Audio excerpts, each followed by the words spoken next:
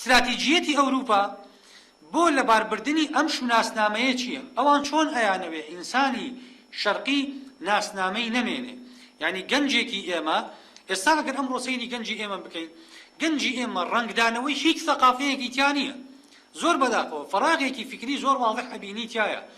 کابرا قژی فەڕەنسی داهێناوە، جێنزەکەی کاوبۆی ئەمریکیە، باشە ملیوانکەکەی نازانی یعنی ئەم ئینسانە هەڵگری چی سەقافەتێکە؟ ئەم ئینسانە کۆکەرەوەی هەموو سەقافەتەکانە ئەوەی کە لە دەستی داوە ثەقافەی ذاتە، ثەقافەی ئوممەیە، ثەقافەی نەتەوەیە، ثەقافەی ئاینە. بە هیچ شێوەیەک هیچ ئینتیمایەکی پێوە نابینی، هیچ ئینتیمایەکی پێوە نابینی. کە سەیری جلوبەرگەکەی سەیرەکەی ئەم ئینسانە ناتوانی کۆی بکەیتەوە، ئەم ئینسانە وەلیدی چ ئینتیمایەکە، چ فەلسەفە و ثەقافەیەکی هەیە لە حەیاتە، لەبەرەوە سەیرەکەی گەنجێکە لە فەراغێکی فکری و ڕوحیە ئەژی بەو شێوەیەی کە لە هەر سیفەتێک لە سیفاتی حتا جەستەیە تەقلیدی وڵات و نەتەوەیەکی تیا ئەخوێنرێتەوە.